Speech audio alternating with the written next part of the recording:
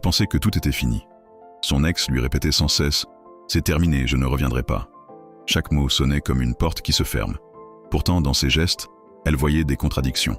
Il consultait ses réseaux, il avait gardé les cadeaux, il posait des questions par des amis communs. Tout cela prouvait que, malgré ses paroles, il n'avait pas vraiment coupé. Nathaniel le rappelle, quand les mots et les actes s'opposent, ce sont toujours les actes qui révèlent la vérité. Les vrais détachements ne laissent pas de traces. Les contradictions, elles, montrent que l'attachement existe encore. Dans ce cas précis, le mur n'était pas l'absence d'amour. Les sentiments étaient toujours là. Le vrai mur, c'était l'orgueil et la peur. Revenir aurait été pour lui un aveu. Reconnaître qu'il s'était trompé, qu'il n'avait pas tenu sa décision. Alors, il préférait répéter « c'est fini » plutôt que d'affronter sa vulnérabilité. Nathaniel a enclenché une intervention ciblée.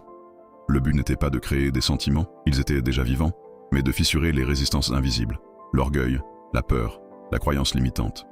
Petit à petit, les contradictions se sont amplifiées. Il disait encore « c'est fini », mais il regardait son profil chaque jour. Il écrivait puis effaçait des messages.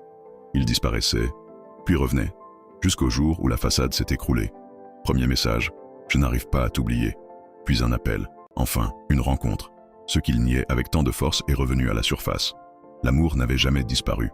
La leçon de cette histoire est claire. Ne prends jamais les paroles dures comme des vérités définitives. Souvent, elles cachent une lutte intérieure. Plus un ex insiste sur le « c'est fini », plus cela prouve que ton prénom le hante encore. Car l'indifférence n'a pas besoin de se justifier. Si tu vis la même chose, ne baisse pas les bras. Observe les contradictions, car ce sont elles qui révèlent la vérité. L'amour se cache derrière l'orgueil, mais il ne s'éteint pas, et c'est dans ces fissures que l'invisible agit.